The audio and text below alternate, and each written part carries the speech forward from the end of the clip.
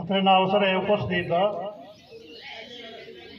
અવસરના કાર્યક્રમના અધ્યક્ષા નેહાબેન, પંચાયતના સભ્યશ્રીઓ, ગામના અગ્રણીઓ, યારા બાળકો, આચાર્ય વર્ગ, ગુજરાતીમાં બોલાઈ ગયું, હિન્દીમાં બોલાવાનું, અંગ્રેજીમાં પણ બોલાવાનું. એક હું સંસ્કૃતમાં એક વાક્ય બોલું છું. સંગચ્છતમ સંવદધમ સંવો મનાસી જાનતા દેવા ભાગે યથા પૂર્વે સંજાના નામ ઉપાસ. તો આ આઝાદી કેમ મળી હતી? 1857થી ચાલુ થયેલી અને 1947માં આઝાદી મળી.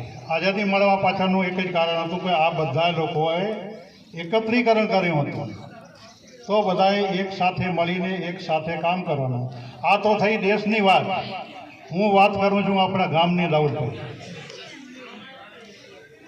વિશેષ નહીં કહેતો, મોગમ સમજી જઈશું આપણે કે ગામનો જો વિકાસ કરવો છે તો એક સાથે મળીને કામ કરવું પડશે, એક વિચારના થવું પડશે, એક સાથે ચાલશું તો જ આ ગામનો વિકાસ થશે.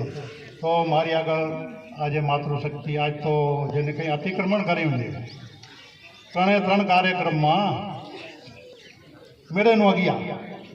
ભલે રે, આપણે ખુશી થઈ કારણ કે આ માતૃશક્તિ છે.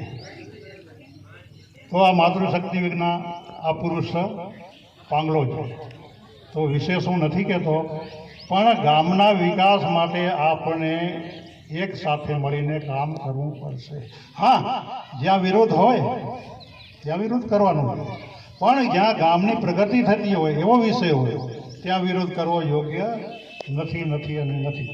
વિશેષ નથી બોલતો અને ઘણું બોલાઈ ગયું છે, પણ બહુ છે. તો સર્વે ભવંતુ સુખિનઃ, સર્વે સંતુ નિરામય, સર્વે ભદ્રાણી પશ્યંતુ, મા કશ્ચિદ ભાગ ભવેત. ઓમ સ્વસ્તિ, ઓમ સ્વસ્તિ, ઓમ સ્વસ્તિ.